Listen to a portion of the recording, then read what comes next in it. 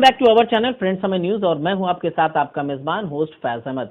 आज हमारे साथ एक ऐसे मशहूर और मारूफ शख्सियत मौजूद हैं जो किसी तारुफ के मोहताज नहीं, और जिन्होंने स्टैंड अप कॉमेडियन की बात करें या फिर हम एंकरिंग की बात करें या फिर एक्टर की बात करें तो ये तमाम ऐसी चीजें इनके अंदर मौजूद हैं और जिनके बारे में कहा जाता है ये है लफ्जों के जादूगर। तो आज मेरे साथ मौजूद हैं अरशद खान, एक बेहतरीन कॉमेडियन, स्टैंड अप कॉमेडियन जिन्हें आपने टेलीविजन में अक्सर देखा है। बहुत बहुत स्वागत है हमारे चैनल में। थैंक यू, बहुत बहुत स्वागत है आपका भी कि आपने मुझे याद किया, मुझे बुलाया। Thank you. अरशद जी, सवाल का दौर शुरू करने से पहले मैं आपसे चाहूँगा कि जो आप जब आप एंकरिंग पे उतरते हैं, जब आप स्टेज पर होते हैं, तो वो जो आप अल्फाज और लफ्ज़ निकाल देते हैं, चाहे हम उर्दू लफ्ज़ की बात कहें चाहे हम हिंदी लफ्ज़ की, वो अंदर से कैसे पैदा हो जाती हैं? देखिए, लाइव शोज़ का मामला तो ये होता है कि कई बार कुछ चीज़ें सडनली हम लोगों को उसी वक्त वहीं पर क्रिएट करना पड़ती हैं। और रही बात अल्फाज, तो अल्फाज समाज में जो चीज़ें होती हैं उनसे बहुत सारे नए सेंटेंस, नए अल्फाज निकल कर आते हैं। कुछ शब्द, कुछ अल्फाज ऐसे होते हैं जो काफ़ी टाइम से चले आ रहे हैं, जिन्हें हम लोग बोला करते हैं। और रही बात कॉमेडी की, तो कॉमेडी में तो कई बार क्या होता है कि चीज़ें सामने अगर कोई चीज़ दिख गई तो उसको वहीं से उठाकर उसको बना देना। और लाइव शोज़ में एक चीज़ और भी होती है कि अगर आपके मुंह से एक सेंटेंस कुछ गलत निकल गया या कुछ आपने गलत बोल दिया, तो उसको ठीक करने के लिए, उसको कवर करने के लिए हमको 10 से ज़्यादा शब्द और बोलना पड़ते हैं। माहिर हैं। हाँ, तो उसको कवर करना पड़ता है। ये चीज़ होती है। अरशद भाई, ये था कि क्योंकि हम बात करें जो बहुत सारे कॉमेडियन हुए हैं आज हिंदुस्तान को, बहुत सारे कॉमेडियन मिले हैं, आप भी हैं उसमें शुमार हैं, तो ये इसकी कोई प्रॉपर ट्रेनिंग नहीं होती है, कहीं से कोई सीखता नहीं है, तो वो आपके अंदर ये चीज़ कब पैदा होगी कि आप एक कॉमेडियन बन सकते हैं, लोगों को हंसा सकते हैं, ज़िंदगी में खुशी पैदा कर सकते हैं, ये एहसास कब पैदा हुआ आपके अंदर? ये एक्चुअली ये सब चीज़ें जो होती हैं ये गॉड गिफ्टेड होती हैं। बस क्या होता है कि उसको पॉलिश करके हम और निखार सकते हैं। मैं स्कूल टाइम से अपने स्कूल में प्लेज जो हुआ करते थे, जो ड्रामे हुआ करते थे, उसमें बहुत बढ़ चढ़ के हिस्सा लेता था। तो और धीरे धीरे करके वो चीज़ मेरे अंदर आई, मुझे बहुत बाद में पता चला। और मैं उमर शरीफ जी को सुना करता था, उनकी कैसेट्स आया करती थी 80s के दौर में, बहुत अच्छे ड्रामे किया करते थे। राजू श्रीवास्तव जी, उनसे मैं बहुत मुतासिर हूँ, बहुत ज़्यादा इम्प्रेस हूँ।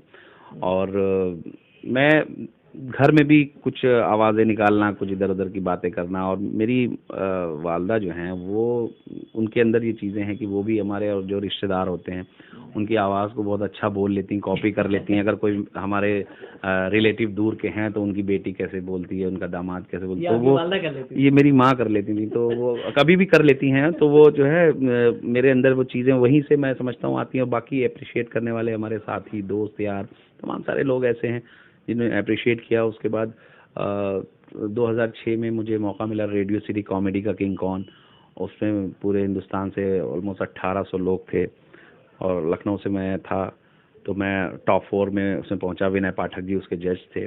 फिर ईटीवी उत्तर प्रदेश पर मेरा एक प्रोग्राम आया। इस तरह से सिलसिला चलता गया, फिर इंडिया और इंडिया के बाहर और सारी चीज़ें फिर होती चली गई। आप हिंदुस्तान में ही नहीं बल्कि विदेशों में भी आपकी यात्रा होती है, आप विदेश में भी प्रोग्राम करते हैं, बड़े बड़े बड़े। मैं उस वक्त की बात करूंगा जब आप पहली बार विदेश गए थे, और वो कौन सा कंट्री था और कहाँ गए थे आप? मैं सबसे पहला मेरा हिंदुस्तान के बाहर मैं गया था सिंगापुर। दिवाली का मौका था और मुझे याद है कि वहाँ पर मेरे साथ एक और मेरे एक साथी कलाकार थे, वो भी मेरे साथ गए थे। तो बड़ा अच्छा एक्सपीरियंस रहा था। और वहाँ पे मैंने एक्चुअली उस टाइम पे ये जो कॉमेडी का एक ट्रेंड चला था कि मेल को फीमेल बना दिया जाता था, तो लोग हंसते बहुत थे। तो उसमें मेरा एक दोस्त था, एक्चुअली क्या था कि हम 2 लोगों को जाना था कॉमेडी करने वहाँ पे। तो वहाँ पे हम 2 लोगों में, एक मेल एक फीमेल। तो फीमेल जो मिल रही थी उसके पास पासपोर्ट नहीं था, और जिसके पास पासपोर्ट था उसे कॉमेडी नहीं आती थी। तो हम दोनों दोस्तों ने ये तय किया कि हम दोनों लोग चलते हैं, और एक मेल और एक फीमेल। तो वहाँ पे मुझे फीमेल बनाया गया और उन्हें मेल, यानी वो मेरे हस्बैंड बने थे और मैं उनकी वाइफ बनी थी। तो ये सिंगापुर में हमने किया था और बड़ा कमाल का एक्ट था हम लोगों का, बड़ा मज़ा आया था उसको करके, और एक अलग ही तरह का एक्सपीरियंस था। हमारे दर्शकों को अगर कुछ आपको याद हो सकता तो वो क्या था, जरा वो तो एक बहुत लंबी चौड़ी स्क्रिप्ट थी। रही बात कॉमेडी की, तो कॉमेडी तो कहीं से भी, अब देखिए आजकल के जो गाने हैं, डबल मीनिंग्स गाने, तमाम सारे गाने आ रहे। पहले गाने जो थे वो सुने जाते थे, आजकल गाने देखे जाते हैं। कि आज जैसे स्क्रीन पे कोई गाना आता है हम सीधे चश्मा साफ करते हैं कि भाई जो भी है वो इसमें देखने लायक है, सुनने लायक है ही नहीं। अब देखिए गानों, पहले कितना खूबसूरत गाना बना था कि कौन आया कि निगाहों में खनक जाग उठी, दिल के सोए हुए तारों में खनक जाग उठी। गाने में मतलब था राजकुमार साहब आ रहे हैं और हीरोइन नाच रही है, गा रही है आंगन में। आजकल की हीरोइन कहती कुंडी ना खटकाओ राजा, सीधे अंदर आओ राजा। ठीक है, तस्वीर बनाता हूँ तस्वीर नहीं बनती। आजकल की हीरोइन कहती तू खींच मेरी फोटो, सीधे मोबाइल हर हाथ में। ठीक है, कितना बढ़िया। राजेश खन्ना जी रेड वाइन से परेशान, ये लाल रंग कब मुझे छोड़ेगा, ये लाल रंग कब मुझे छोड़ेगा। आजकल का हीरो बोलता 4 बोतल वोदका काम मेरा रोज का। तो वो सब चीजें इसी तरह से। तो मुझे लगता है कॉमेडी जो हालात से जो है पैदा हो जाती है। हाँ, चीजें, तमाम सारी चीजें, आप सड़क पे जा रहे हो कॉमेडी अपने आप बन जाती है। बहुत सारी चीजें आप देख लीजिए, आप सड़क के ऊपर अगर अभी गिर जाएं तो आपको उठाने एक आदमी नहीं आएगा, 4 लोग और आप पे इल्जाम लगाएंगे शराबी है, अरे दारूबाज है, हटा इसको। अभी कोई लड़की जा रही हो, सुंदर सी कन्या, पूरा चौराहा आ जाएगा, अरे भैया मैडम गिर गई, देखिए पूरा मैडम गिर गई, पूरा चौराहा आ जाएगा। मैडम के लिए नहीं भैया हम उठ गए, थैंक यू। अरे नहीं नहीं, वो तो उन्होंने उठाया था, हम उठाएंगे। बारी बारी सारे लोग उठाते हैं ना। तो वो सब चीजें समाज बताता है हमको, समाज में हरकतें होती हैं, कुछ छोटी छोटी चीजें। बस आपकी नजर होना चाहिए कि कहाँ पे क्या चल रहा है, कहाँ पे कौन कैसे खड़ा है, कैसे बात कर रहा है, क्या चीज कैसे बोल रहा है, एक्ट कैसे कर रहा है।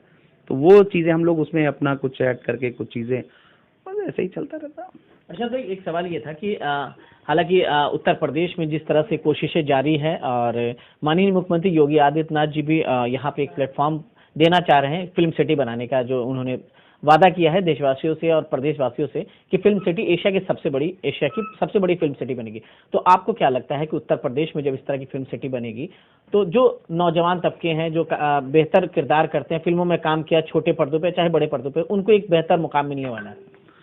ये खबर जब से सुनी है, आप यकीन मानिए, मैं और मेरे साथ के और भी जितने आर्टिस्ट हैं ये बहुत खुश हैं। हालांकि ये खबर बहुत पहले, इससे पहले जो मौजूदा सरकार थी उसमें भी इस तरह की खबरें आई थी कि काम शुरू हो गया, होने वाला। हाँ, पूरा नहीं हो पाया।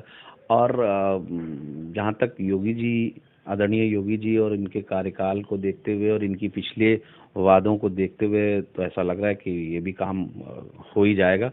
और योगी जी अपना जो कहते हैं उस पर खरा उतरते हैं। और अब राजू श्रीवास्तव जी को वो लेके आए। सबसे अच्छी चीज़ तो ये कि राजू श्रीवास्तव जी जो खुद एक बहुत अच्छे आर्टिस्ट हैं, बहुत अच्छे एक्टर हैं और उन सबसे बढ़कर एक बहुत बढ़िया इंसान है, और उनको एक बहुत सही जगह पर आदरणीय योगी जी ने लाकर बिठाया है।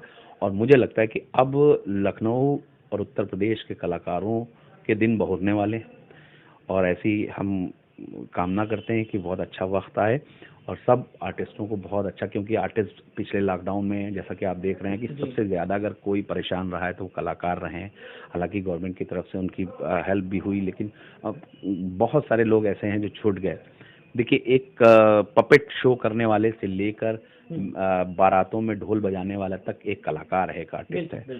तो अगर सबको कहीं ना कहीं एडजस्ट करेंगे, ये फिल्म सिटी खुलने से आप यकीन मानिए लाखों लोग ऐसे हैं जिन्हें कारोबार मिलेगा, रोजगार मिलेगा। और भाई चलते चलते हमारे व्यूअर्स को कुछ ऐसे चुटकुले सुना चाहिए, ऐसे कुछ बता दीजिए, थोड़ी उनके चेहरे पे मुस्कुराहट जरूर। चुटकुले का क्या, चुटकुले का क्या, देखिए चुटकुला कहीं से भी बनता है। मैं आपको बताऊं, कोई भी व्यक्ति होता है उसको अपनी बेइज्जती, अपनी इंसल्ट ज़्यादा जो है बर्दाश्त नहीं होती है। बिल्कुल, है ना। तो ये प्रवृत्ति इंसानों के साथ साथ जानवरों में भी होती है। तो जानवरों की मैं बात करूंगा तो मेरे मोहल्ले में 3 कुत्ते हैं और तीनों इत्तेफाक से शक्ल सूरत में बिल्कुल सगे भाई, तीनों काले रंग के, तीनों मिठाई खाने के बड़े शौकीन। तो तीनों ने कहा कि चलो चल के कहीं मिठाई खाई जाए। तीनों कुत्ते एक मिठाई की दुकान के बाहर पहुंचे। अब तीनों ने कहा कि खट्टा किसी दुकान में घुसेंगे तो बहुत मारे जाएंगे, एक एक करके जाते हैं। पहला वाला अंदर घुसा, दुकानदार सुबह का समय था, पूजा करके गले में बैठा था, उसने देखा कि कुत्ता कहाँ से आ गया। उसने वहीं से चप्पल उतारी, फेंक के मारी, पे पे करता बाहर। 2 साथी बाहर खड़े थे, उन्होंने पूछा क्या हुआ, खाया है? कहने हम तो खाया है, जाओ तुम भी खाए हो। दूसरा पहुंचा, वो भी शक्ल सूरत में सगा भाई, काले रंग का। दुकानदार ने देखा कि यार अभी अभी इसी को भगाया था, ये फिर आ गया। पानी खोल रहा था गरम गरम कढ़ाई में, ऐसे पानी लिया ऐसे उसके ऊपर, वो पे पे करता फिर बाहर। तीसरा बार खड़ा था, उसने पूछा क्या हुआ, खाया है? कहने लगे हमको तो गरम ही गरम मिल गया।